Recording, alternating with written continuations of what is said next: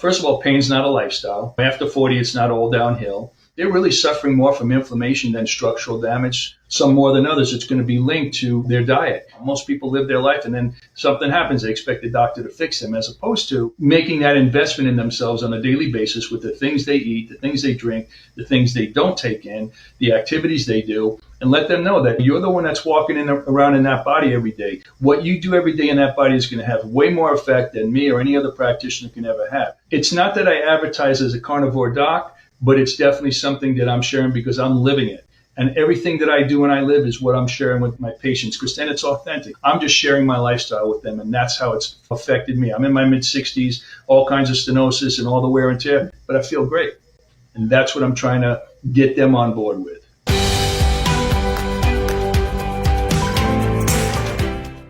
So welcome, everybody. We've got with us Dr. David Lipman with us, who apparently is another member of the medical community that has been sucked into the carnivore stuff that's been going on. So I guess maybe just tell us a little bit about your background. I think you're a chiropractic physician, if I'm not mistaken, but go ahead and maybe just tell us a little bit about your background. Yeah, so by profession, I am a chiropractic physician, but I really started my journey when I was about 10 years old. I moved into a new neighborhood, and it was out on Long Island, so it was the beginning of the suburbs out there, but it was still everybody from the city, so it was a tough environment. And I got started up with the first day I was there. But fortunately, the kid that was next door was a couple of years older. His father was into the martial arts, and he actually proposed to me this concept of by working out and exercising, I could become strong. And by eating a certain way, I could support that strength. So that started at 10 years old. So he got me off of Captain Crunch and Wonder Bread and Pop-Tarts and to start eating real food. And he was a butcher. Meat was a big part of what that diet was for me also. And so meat and vegetables are pretty much what I've been eating my whole life. But about 18 months ago, I started the carnivore diet more specifically. And it's interesting because I looked at my blood work over the last 18 months. And counterintuitively to what everybody tells us, it's actually improved every three months or so. So I've been embracing this type of natural eating or the human diet for most of my life. I'm in my mid-60s now, and I know that it's really helped preserve me. And again, continually exercising has just been part of that lifestyle. And I share it with all my patients now, too, because a lot of people are struggling these days, as you must know, from a health standpoint, and they just don't know what to do. And there's so much misinformation out there. So it's great for people like yourself that it brings this information to the masses, because they're not going to hear it on the TV commercials or from their own doctor, for that matter. Yeah, not yet anyway. We're going to keep working until we change that, hopefully. Right. But, maybe RFK Jr., we'll see. Yeah. It's interesting to see how things are maybe evolving over the next few years. It'd be interesting. One of the things I've noticed, because I'm orthopedic surgeon trained, I'm an allopathic background. We tend not to give a lot of nutrition advice just as a rule because we have all these drugs at our disposal. Whereas many chiropractic physicians, I've known many of them over the years, some really, and a lot of them delve into nutrition because one of the tools that you have, you don't really have the drug tool. So you're like, let's use something that I have control over. And so has your practice always been involving nutrition over the years? I have, because everything that I do in my practice comes from me. It's my lifestyle. I just share my lifestyle as my work style with my patients, because these are the things that I found to be effective for me. And nutrition now became very different. Back then, you throw any good supplement in everybody, but now, of course, you need to do proper testing because not everybody processes nutrients the same way. We can drill down and know what their actual intracellular deficiencies are. The answer is yes, but the way I've delivered it has become much more customized based on an individual and their particular body's makeup from a genetic standpoint, as well as what their actual needs are. So that's absolutely the case, because it's a big piece to what I call the biooptimization puzzle. Now, you'd mentioned when you were a young kid, exposed to a friend, dad's a butcher, eating meat, but yet you still had this perception that I'm going to go carnivore and I'm going to get sicker. That's in the back of a lot of people's mind. Why do you think you felt that way? What was it that made you believe that meat's going to make me sick somehow? First of all, that was my parents. Remember, I was asking at a young age to have something different than what my mom, the 10-meal rotation she put on the table. And inherently, somehow, I just knew that this was something that was good. But of course, the medical community, certainly back in the early 1970s, that was when cholesterol and fats and all that were considered to be very negative in terms of cardiac risk. And so those were the voices that were the loudest. So it wasn't my particular belief system, but I had to first get past my mom because she was making me my meals at 10, 11, 12 years old. But as she saw that I actually started to flourish, especially since I was working out and exercising at a gym I made in my basement. And so she saw that I was obviously getting healthy and there were no issues. I would barely get sick, as opposed to when I used to eat the typical diet before I changed over. I'd probably get 3 or 4 sore throats a year, 2 or 3 times being sick a year. And once I changed that eating, that completely changed. So I think she started to change her belief system, despite what she was hearing from her own doctor and the pediatrician at the time, because he had a negative spin on that kind of eating. They still subscribing to the food pyramid at that time, which was different in the 1970s, and I think it revamped in the 90s again, but still not really what we should be eating. Yeah, I think it was with Senator, was it McGovern out of South Dakota was one of the proponents of revamping the food supply. And then in 1980, we got the first official dietary guidelines, which is a food pyramid. And then it's now been replaced with My Plate or something similar. Same stuff. Grain heavy, vegetable heavy, meats a condiment type of story. And that's where we've been for the last, what is it, since the 1980s. So that's 40 years, 45 years almost now. Let me ask you your personal experience, because that's obviously shapes what you believe. The reason I'm doing this is because I had a personal experience with it. It's the only reason I'm even a proponent of nutrition, because it impacted me. How specifically has it impacted you? I know you said your blood work's getting better, but any other, because you're already a relatively healthy guy, but any other sort of benefits you've noticed?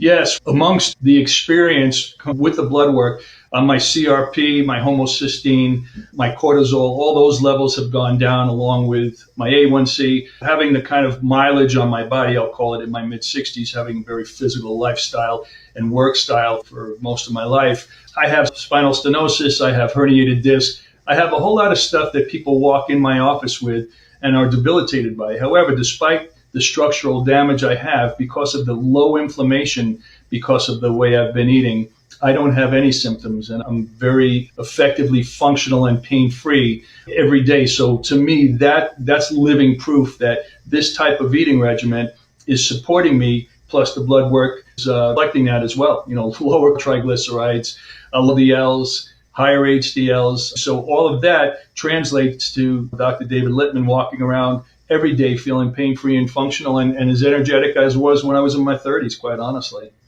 Yeah, that's an incredibly important. Both of us dealt with musculoskeletal stuff. Me as an orthopedic surgeon, you as a chiropractor. And we just talked to the number of people over 50 that have degenerative disc disease, herniated discs, some level of stenosis is quite high. Probably by the time they get to 70, probably most people have that.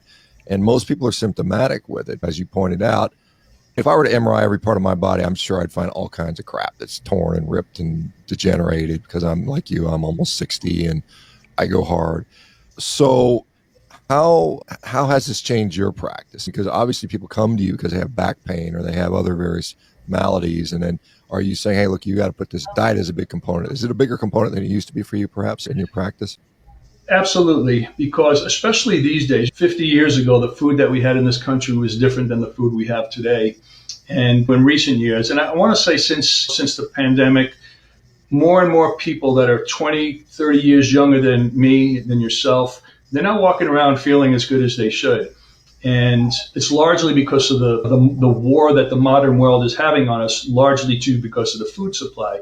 In order for me to lead by example, I share all of my lifestyle things. And the regimen in the last 18 months has been on strictly the carnivore diet, which before was more paleo. However, I'd have 2/3 vegetable and 1/3 meat. Now that I've completely gotten rid of the vegetables and gone completely to the animal protein, again, my inflammation's down. And a lot of the things that people complain about from structural damage really isn't from the structural wear and tear. It's really from the inflammation that's in the body, largely due to the diet. So I've had just a handful of people being willing to make that changeover, but in each and every case, probably 5 people that I can think off the top of my head in the last 3 to 6 months, they all start to report a reduction in the shoulder pain, the tendinitises, all the things that they had come to me for was more related to just inflammation in their body from diet than it was from the structural damage itself.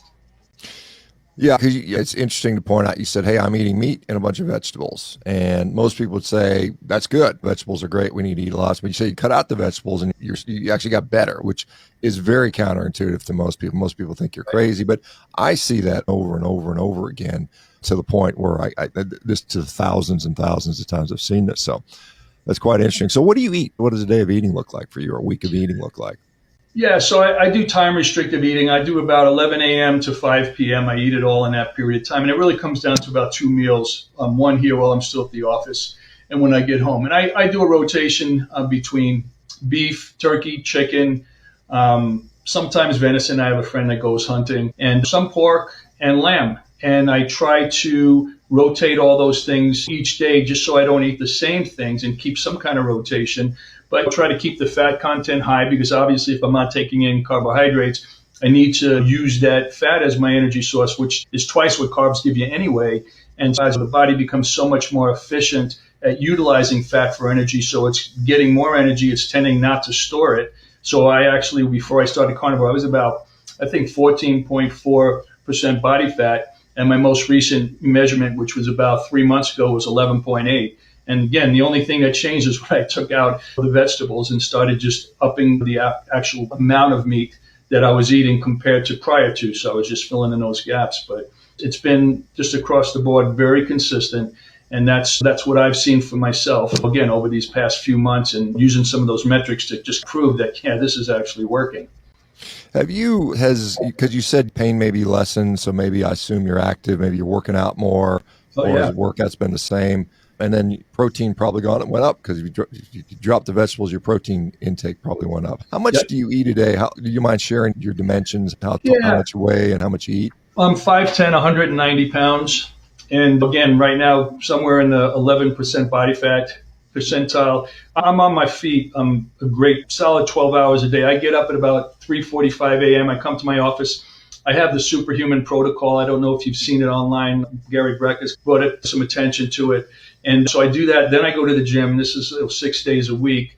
And my regimen in terms of the amount of activity has actually increased since I've been on carnivore because I'm just getting better recovery. I'm able to work hard and still be able to come back and not be fatigued because of that. And I know the eating's a big part of it because, again, looking at my inflammatory markers, because inflammation is a big part of what causes fatigue, causes us not to be able to continually push ourselves physically in the gym. And even mentally, my mental clarity is even clearer than it was 2 years ago. I remember walking into a room and can't for the life of me remember why I walked into that room. That doesn't happen to me anymore. And my sleep, I'm sleeping 7.5 hours straight through without getting up. I haven't done that since my 20s. So again, these are some of the other lifestyle things and things that I'm very aware of in my own physicality since I've been on the carnivore diet. So I'm interested to see, like, even long term, 2 years, 3 years, are there continued benefits? I'd like to think so. Do you feel like you're getting stronger? Oh, absolutely. Yeah. My strength is probably up in some cases, absolutely 30%, like with my lower body, like my legs have gotten much, much stronger. And I'm a little bit more leery on my upper body because I've had some shoulder damage, and because my work is so manual, I'm just a little bit more careful not to push the envelope on the upper body because of the shoulder so much as the lower body. But I've increased maybe 200 pounds on leg press, 250 pounds on this freestanding squat that has a belt, and I could also deadlift with it. I haven't done those kinds of weights probably in the 400 to 500 pound range in terms of doing the lift since I'm in my probably 35. And I wouldn't have even have attempted it a year ago, 2 years ago, 5 years ago. But all of a sudden, that strength is coming back. And again, I really believe that it has to do with the reduction in inflammation in the body and how much that's interrupting a lot of how our muscle growth is actually happening. It's much more free to be stimulated and to repair itself because of that diet. I don't think I used to get enough protein to support the kind of needs that my body would have to continually get stronger the way I do now. Yeah, so you said you're about 190 pounds. Do you have an idea how much protein you're eating a day? A couple 100 grams, 200 grams, or where are you at on that? It'd probably be like 175 to 200 grams. I try to spread it out evenly between the two meals that I have in the 6 hour window. But it's obviously working because it's sufficient. I'm not trying to gain weight. I've been at 190 pounds and 5'10" for probably the last 30 years. However, the composition of that same body weight has changed, and most recently is gotten where the muscles definitely increased and the body fat's decreased by several percentage. Yeah, and that's obviously a good change. And strength is probably more important than muscle size when it comes to health outcomes anyway. So that's really good. What about family? You got a wife, family, kids, relatives? Think you're nuts? What's the verdict been on that? So my mom thought I was nuts growing up. She's since, and sadly she has dementia now, but she actually started exercising a little later on when I was probably a late teen. And then my dad came on, and I told him the importance of just being strong for everyday life. But my kids, I have 4 children, 2 sons and 2 daughters, and all of them, and I never shoved this down their throat, but all of them knew that dad works out. When they were little, I'd put them on my back and do push-ups with them, or they'd hang on to me, I'd do pull-ups. And every one of them eats very clean. Nobody's strictly on carnivore, but everybody's really eating more of the paleo diet and much more concerned about sugar intake and the kinds of things that they've seen happen as a result of the things I do. So again, I always led by example, but each one of the 4 of them constantly exercise part of their regimen. One of my oldest son's a chef, so he's really keen on how he cooks and how he eats especially, but every one of them are all in that. But again, it was really the example, because this is what dad does, this is how he eats, and they all followed suit. I never shoved it down their throat. So now you're practicing in Boca Raton. I don't know how long you've been in Florida. Obviously, you said you come from New York. 20 years. So 20 years down there. Obviously, the weather's nice or nicer, except maybe in August when it gets pretty hot and humid. But what is are you advertising this sort of thing in your practice? Are you saying, hey, look, we're nutrition focused here, and people that come, they're going to get this sort of spiel, or is it just you spring it on them and they're surprised by it? It's one of the layers, or that when people come in here, again, most people come in here because of some kind of pain, but I always try to dig deeper because I don't want to be associated with taking care of pain or treating pain. I'm not pain management. Pain management to me is just the wrong even idea. I want to explain to people that, first of all, pain's not a lifestyle. After 40, it's not all downhill. It has everything to do with how much you invest in the incline of your health as opposed to just managing the decline of our health, which is what we've been taught. Now, that being said, the nutrition part is a big layer, because I think most people, and again, as I said before, when they come in here, they're really suffering more from inflammation than structural damage. So the pain is really due to that. And I'm sure in every case at some level, some more than others, it's going to be linked to their diet. And so I get a sense of who they are, what they're trying to accomplish, because we don't just have chiropractic here. We have, like I said, superhuman protocol, red light therapy, cryotherapy. We do this nutritional assessment. So I try to give people more layers to themselves that they can actually start to get a hold of and understand the way their bodies work, because they don't. Most people live their life and then something happens. They expect the doctor to fix them, as opposed to making that investment in themselves on a daily basis with the things they eat, the things they drink, the things they don't take in, the activities they do, and let them know that you're the one that's walking around in that body every day. What you do every day in that body is going to have way more effect than me or any other practitioner can ever have. With that in mind, these are the things that I have found to be very effective, and that's how I'll integrate my eating plan, because eating is a big part of it. So it's not that I advertise as a carnivore doc, but it's definitely something that I'm sharing because I'm living it. And everything that I do and I live is what I'm sharing with my patients, because then it's authentic. I'm just sharing my lifestyle with them, and that's how it's affected me. I'm in my mid-60s, all kinds of stenosis and all the wear and tear, but I feel great. And that's what I'm trying to get them on board with. Yeah, I think in the next couple of years, advertising that you are a carnivore doctor is actually going to be a positive thing. You're going to probably get a lot of people seeking you out. Mm-hmm. I just think that's the way things are going there. As far as like Boca Raton, what is the community like? Is it mostly older folks, or I know a lot of older folks go to Florida? What's the sort of it's changed a lot. Yeah, it's changed a lot. When we first got here, it was largely retirement communities, but there are a lot of new families now, especially since the pandemic. We had such an influx of Northerners, New York, New Jersey, Northeasterners, some from California, because the pandemic really showed us a lot about the differences in the polarity in this country in terms of how people feel about certain things. As an example, because of our governor, I closed down for, I think, 2 days, but then he said, look, you're an essential worker. If you want to work and stay open, then you do it. And I did. I kept working. And within months, we were back in restaurants. We were back in the fitness centers. people from up north would come down and they'd be wearing masks, and we're all in the street and in restaurants, and they thought they were in the twilight zone because that's not how they were living in New York, let's say. We didn't need vaccine cards. The lifestyle that people seek down here is that same kind of healthy, fit, outside all the time, sunshine. And we've got a lot of new and younger families. We have 6, 3 public and I think 3 private high schools in town, and the same thing with middle school and grade school. And these schools are packed, so there's a lot of young families. It's almost like a new baby boom that's happening. They haven't said it, but there's a lot of young families here. There's the older crowd too, and they're snowbirds, most of them. They'll live up north for the summer months and then they'll come down.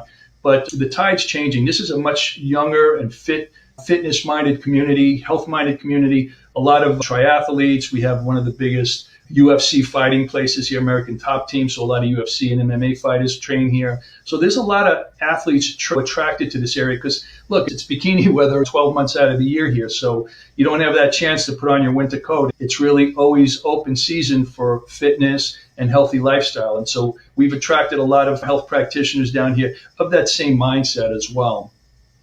Yeah, you mentioned obviously in the pandemic when they're closing down gyms but leaving liquor stores open. You're like, what the hell's going on here? It doesn't make sense, right?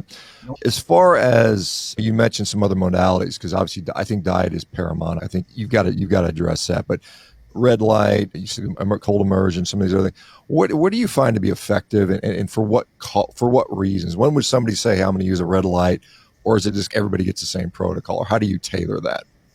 So I try to tailor it based on, what they have going on. Again, most people that come in here, especially more recent years, that they have cold, they have other things going on. They might come in for low back pain, but in conversation with them, I'll find out that they're having trouble sleeping. They might have anxiety, depression. They might be stuck in sympathetic overdrive. They're burning out their adrenal glands. Their cortisol levels are high.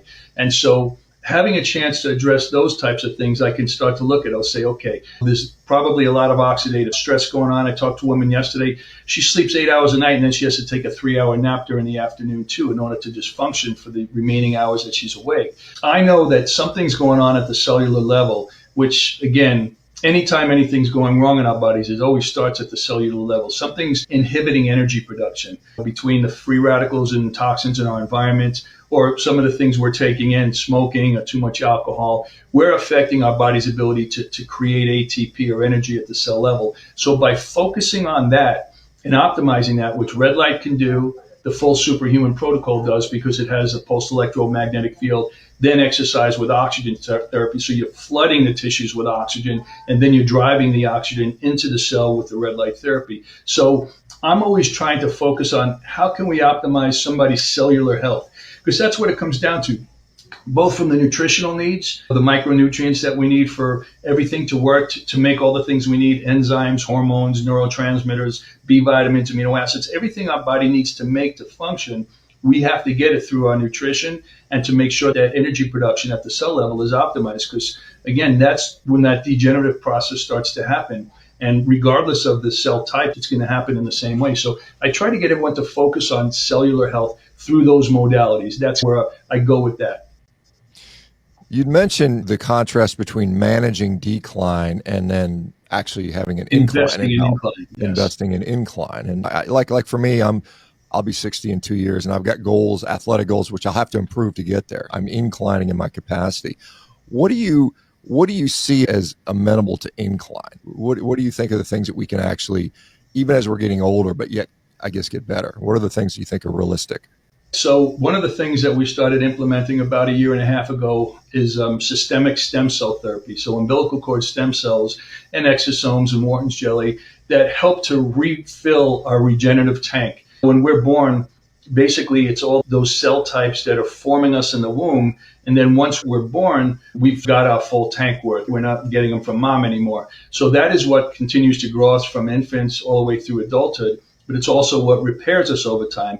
And by the time we're at middle age or so, the ability for us to regenerate starts to, subside compared to the amount of degeneration that's happening. So anything that we can do to help reactivate the regenerative process. So again, we're growing more through life instead of degenerating, because there's no third direction. There's no maintenance. You're either growing or you're degenerating. So that's one of the big things that we do. But again, using these other modalities, the cold shock from cold plunging to help stimulate, metabolic activity and get the cells to regenerate faster. Your body's trying to protect itself from the cold.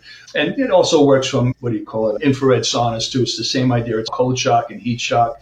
The superhuman protocol, like I said, these are all things that are getting our bodies to actually age slower because we're investing in the energy systems of the body, because it's really, like I said earlier, the loss of that is causing an acceleration in this modern world of that degenerative process. And of course, going back to the food, what we're eating is really going to greatly affect how quickly we're degenerating, how our gut health is doing. Are we going to create these autoimmune diseases because our gut health is unhealthy and we have leaky gut and our own body's attacking this food that's in our bodies? That's a big part of inflammation. I have to say, I never, ever get bloated or since I've been on the carnivore diet, but I have eating salads and stuff with protein on it.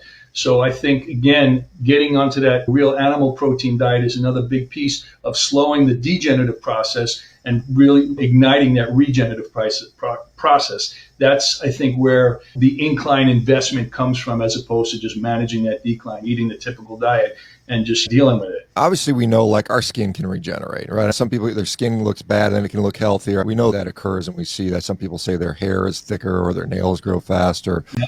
And so there's actual physical things that can get better that we can see. Now, when it comes to the musculoskeletal system, because I get asked this all the time, and the answer is I don't know, because I don't have enough data to show that. But obviously, when you're taking, I'm assuming you're in x-rays of the spine and maybe other areas in your practice, and you might see things like loss of cervical lordosis, where the natural curve has disappeared, maybe due to muscle spasm.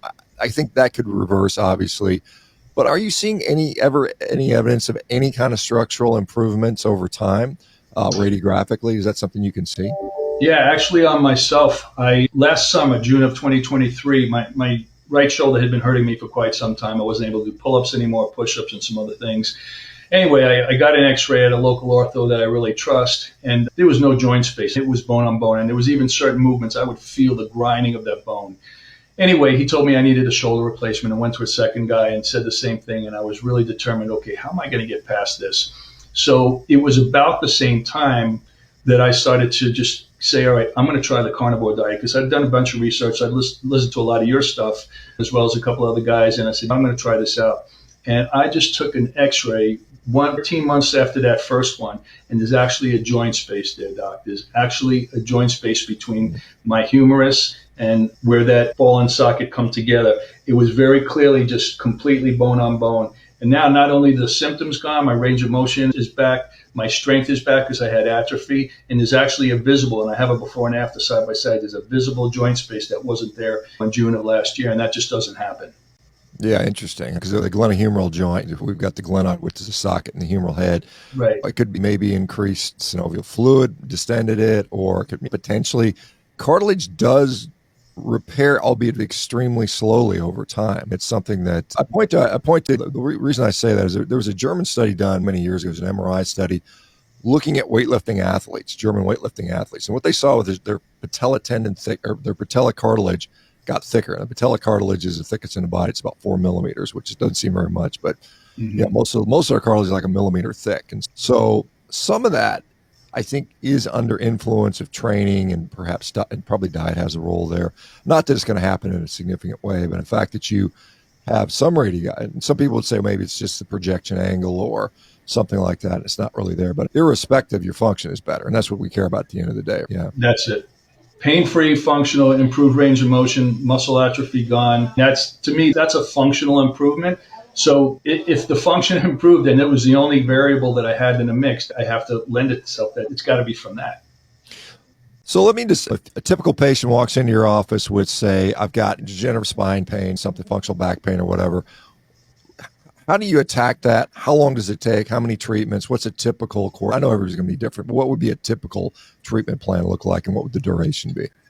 So I don't take insurance here, so I'm able to implement modalities that insurance don't pay for. And because of that, I'm having some cutting edge things that really help to speed up the recovery process. As an example, we use shockwave therapy here, which helps to break up fascial adhesions and trigger points and myofascial lines of tension, as well as deep tissue laser, which will help speed up the tissue's recovery to help regenerate new healthy cells.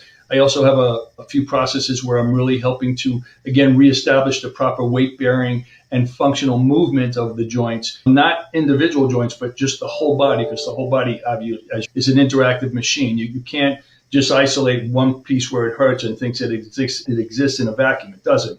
Everything affects everything. And where you're feeling pain is not where it's coming from, so it's where it's ending up. So taking that approach, I have a very global look at the body, regardless of the area of pain they come in with. I implement 6, 7 of these different modalities, and a typical person, twice a week, I'll see them, and anywhere from 2 to 4 to 6 visits, they'll be somewhere between 60 and 80% improved, provided they do the homework on the outside. Again, the homework could be certain exercises. The homework could also be stop drinking soda, cut the sugar down, because a lot of the pain that you're feeling is not because of the structural stuff, it's because of inflammation. So that's always part of it. And again, I'll talk about the inflammatory diet that they're eating and the changes I've made. Never shove it down their throat, because that's a big jump from somebody that just comes in with low back pain. All of a sudden you tell them to just eat meat. So, I try to keep it in perspective, but I put it in there because I know it's a piece to the puzzle, because most of these people don't have enough structural damage for them to have the level of pain and dysfunction they have. It's coming from the inflammation, largely from the diet. And so I'm always trying to put that in the mix, but I also have this functional process of what I call re-engineering the way their body's bearing weight and moving. And it works every time. Sometimes it takes longer, like you say, with certain people, because they're more deconditioned and they don't have the foundational stability in their musculature to functionally stabilize their body. So the body's found a dysfunctional stability. So I try to transition them to a more functional state. Much easier when somebody's already got an exercise background and foundation, as opposed to someone that's been sedentary for 20 years. I try to, whenever I remember, I try to ask this of people that have been doing this diet for a period of time. And I ask them negatives. Have you had any significant negatives associated with the diet so far? Has it all been upside? Okay, just repeat one more time. I'm sorry. I was asking, do you find any negative aspects of this diet? Are there any health-wise negative consequence? Some people will report maybe gut issues or anything negative that's happened since you started doing this stuff. Not for me. I happen to just really like the taste of animal protein. Again, I've been doing this for my favorite thing to eat when I was a kid was lamb chops. And so for me, there's not been a negative impact on me personally. I do find that it's a little better when I rotate and not stick. If I eat ribeyes twice a day for a week, I'll notice a little bit of maybe discomfort, not a whole lot by any means, but when I rotate and I just keep rotating between the various types of animal protein, I don't get that at all. In fact, it's pleasant, and it seems like variety. Even though I could live on ribeyes every day, I don't care. I could live on ribeyes and water. But I do enjoy having some of that variation from the taste standpoint. But I would have to say no, that there's been no downside effect. Everything's the way I feel, and the numbers on my reports and my body fat percentage are all moving in the proper direction. I can't think of any other way to turn a negative spin on that. Yeah, very good. Most people would say, as you mentioned, even most doctors today would still say it's either unsustainable or surely it's bad for you. You're not getting fiber. You're not getting phytonutrients from the vegetables. Although most people don't know meat has a lot of phytonutrients in it, and that's an unrecognized fact. There's a number of studies that show that. And then, of course, all that saturated fat is going to kill you. Concerns around any of that stuff? Are you, because you're prime age for heart disease? The mid-60s is like, that's where people are dropping like flies. And so what are your thoughts around that aspect? Yeah, I look at my cardiac risk factors. I do my coronary calcium score every year. I think most recent one was 24. It was still fairly low risk, no high blood pressure, and all my cardiac blood values are all in really good spot. And again, you can't just look at one of them. You know that inflammation is the biggest issue as opposed to high cholesterol. Back in the 70s, high cholesterol was anything over 300. Then all of a sudden they came out with statin drugs, and all of a sudden they said, well, it's 250 now. So let's get some people on statin drugs so we can drop it under 250. But there was no studies that substantiated the need to be under 300 versus under 250 and now under 200.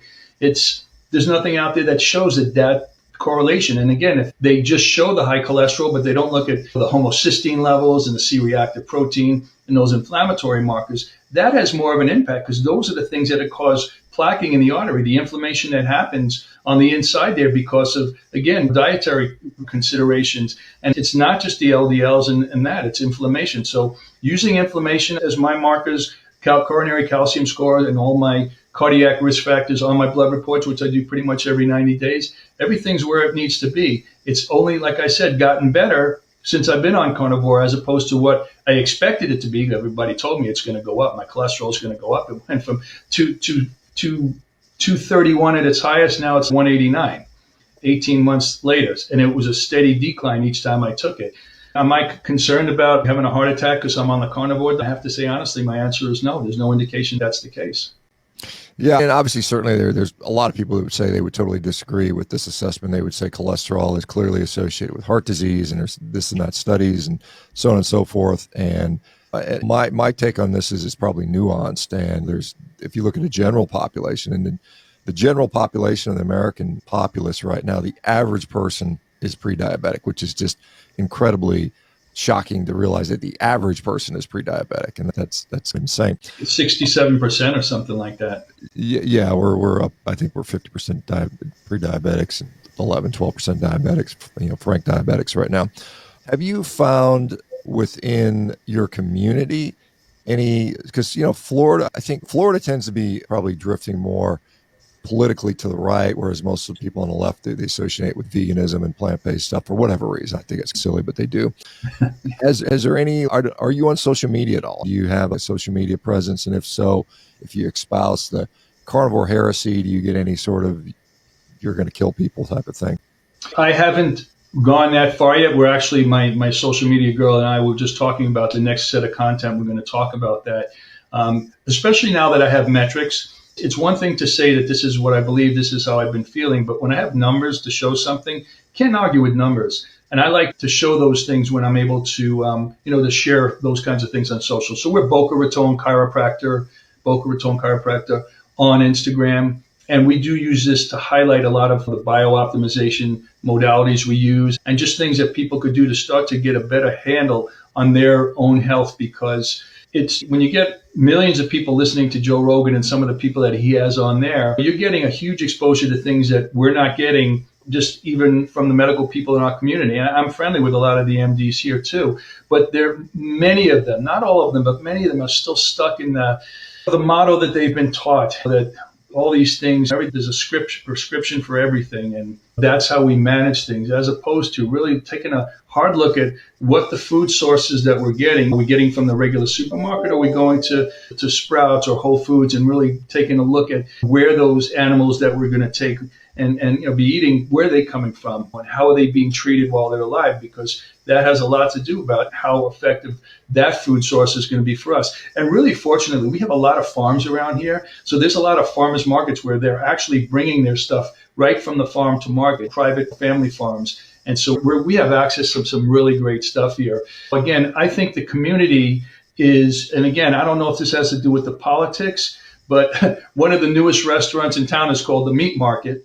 And it's phenomenal. It's like the hottest place in town. And they're getting meat from Argentina, Kansas City, ribeyes, and just cowboy steaks, all this stuff. So it's by far the most popular restaurant in town now. We have many. It started in Palm Beach, but then they opened one about 6 months ago here, and it's a huge favorite. So there's a lot of people, and there's also a Brazilian community here, so there's a lot of picanha. And so that's also brought a lot of the whole idea of steak and carnivores. I've talked to more women now that used to be vegan. A lot of them are becoming more carnivore in their preferences because I think of the quality of the meat we're able to get here. And we're not in a vegetarian type town here. I'd say we're more traditional, and meat's definitely the big thing here for most people that I interact with anyway.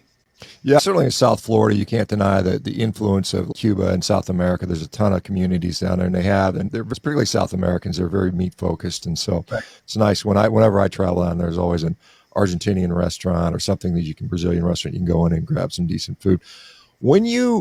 I'm just wondering what your experience is on this. Is like when you bring up, hey, a carnivore diet to a patient, is it completely unheard of? Are they totally shocked by it? Or do some of them I've heard of that or something like that? Because it's becoming more and more known. Like when I first started doing this and talking about this 8-9 years ago, man, everybody thought you were nuts. Like 99.9999% of people think you're nuts. Now it's only like 99% of the people think you're crazy. But what's been your experience when you bring it up? I think a lot of the people I tend to attract here into the office are people that do listen to podcasts and they are looking for their information online personally, as opposed to, let's say, with the medical doctors. And it has to do with the demographic. So, look, I'm a baby boomer. My parents' generation, doctor was God. Whatever the doctor said was absolutely God, gospel.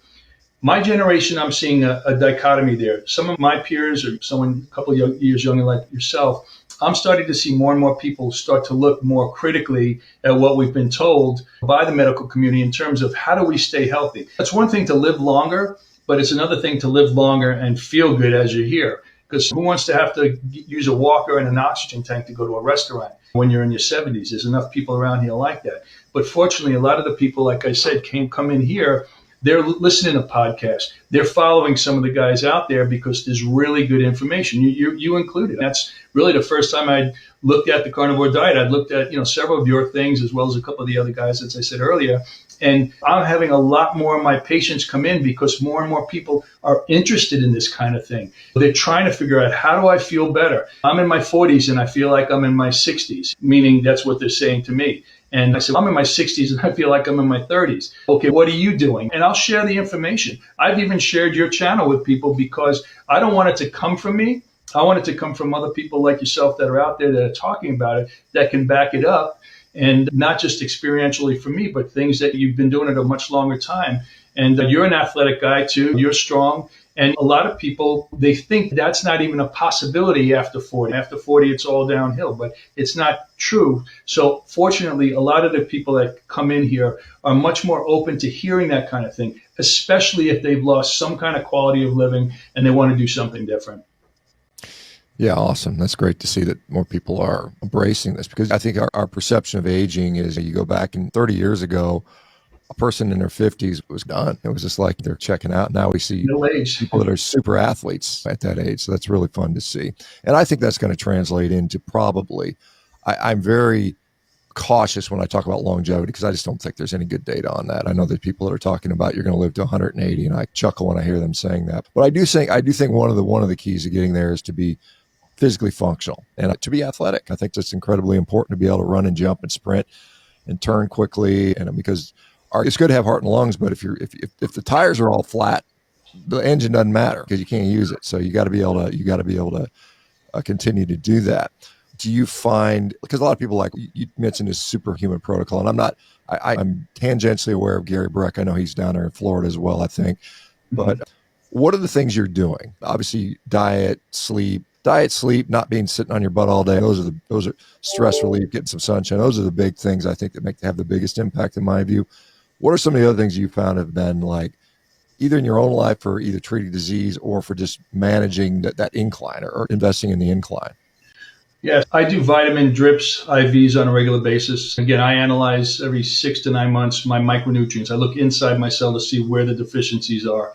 And when I do vitamin drips or even custom supplements, I'm speaking specifically to those. And if I have any methylation issues, which I do, I'll make sure that I'm taking those supplements in the form that my body can utilize. So that's one, just to make sure I'm getting the proper nutrients in my cell.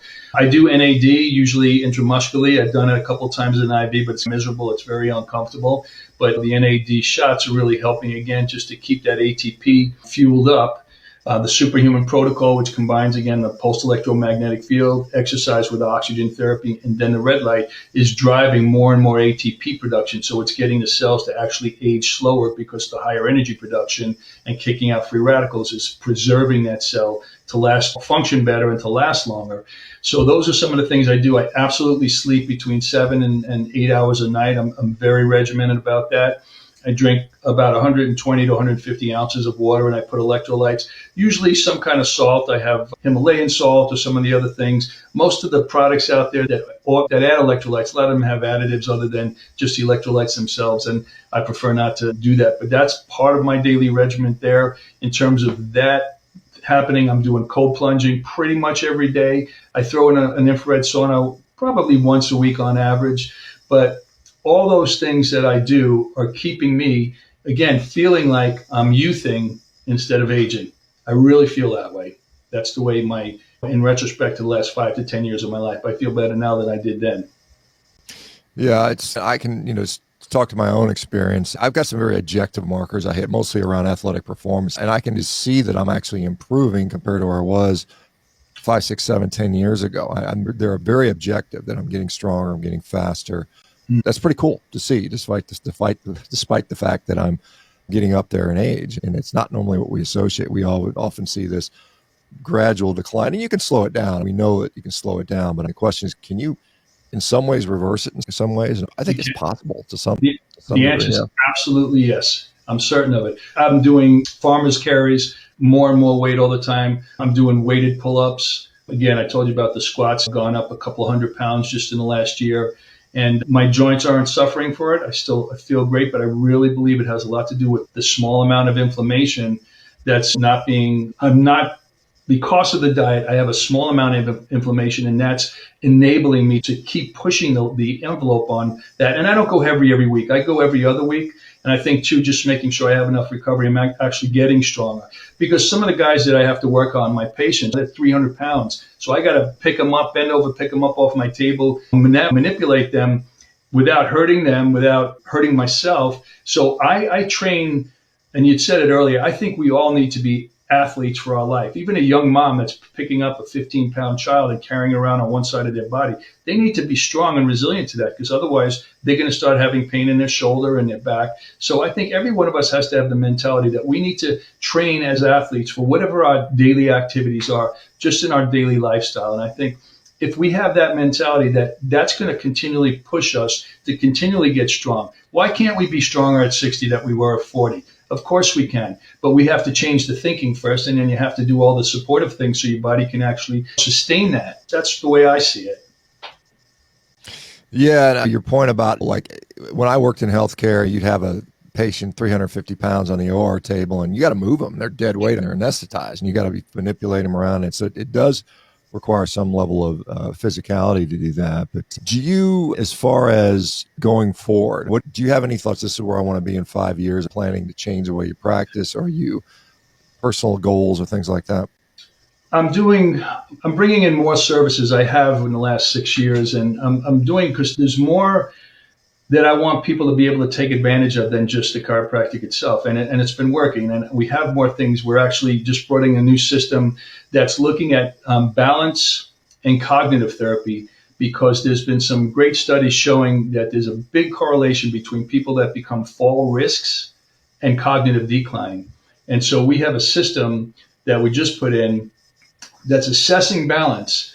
In other words, assessing if somebody were to fall, which quadrant is it likely to be? Where's their center of gravity go to? And then we have a therapy that enables them to improve their balance and at the same time bring cognitive into it. Because when you integrate neurologically both the cognitive and the balance thing, the brain is getting to stimulate those areas together, which is helping both of them to improve vastly. And there's nobody that's here over 40 or 50 that isn't experiencing some small level of cognitive decline. And I think our mobile devices are a big part of that. The way the natural world comes to us in our five senses is very different than the way this little screen on our hands and all the amount of digital information that's piling onto our brains. I think it's doing us a lot of harm, more than we realize. So I think it's really important to understand that there's a lot of things in the future of the healthcare system and the needs people are going to have that there's going to be problems they're going to coming up with, aside from the dietary stuff, that there's going to be solutions that are necessary. And so my goal is to continue to grow at this point, because look, I feel I got another 10 years easily inside me to work, but I want to do it and just help spread the word, like you are too, just with the carnivore diet. I want to spread some of the other things that people can actually do to invest in their health instead of trying to fix it once it's broken down. The more we can do to fight the way the modern world is hurting us, the more we can sustain and fortify ourselves against that imminent decline and sustain it. Look, are we going to live long? Like you said earlier, I don't know about that. I just want to feel good every day that I'm here, and I'll do whatever I can to make that happen. It's a small price to pay to feel good every day. That's the way I look at it. And I plan on doing this for some time still. Yeah, awesome to hear. We've just got a couple minutes left. Anything else we didn't touch on that you want to share? And then once again, share where people can get a hold of you. Yeah, so we have a URL. It's Physical Evidence Connect, physicalevidenceconnect.com. You could also direct message us on Boca Raton Chiropractor on Instagram. And I'm always happy to share about the things that we do and be a resource to people, because there's no point in saving all the information, the things I've learned through my lifestyle, and just keep it all to myself. I think I've been fortunate to learn a lot of things and live it. And that's, I think, part of what I'm here for, is to share that with other people. And somebody just like yourself, you're here to tell the masses there's another way and there's a better way despite what we've been told. And so I'm really happy that I was able to spend this time with you here. And I have to thank you personally, because I think probably it was listening to some of your podcasts that really made me just make the decision to try this. Even though I was close to it, there was a bit of a shift, getting rid of vegetables completely. But then I realized the animals we eat, they eat the vegetables for us. Simple. Yeah, they do the hard work. They do all the digestion of indigestible stuff, and Right. yeah, it turns it into really good product. Yeah, and like I said, the phytonutrients are in the beef. People get all hung up on that, but they're there. Awesome, Dr. Lipman, it's been a pleasure. Thank you so much for doing this. Thank you, Dr. Baker. Appreciate you.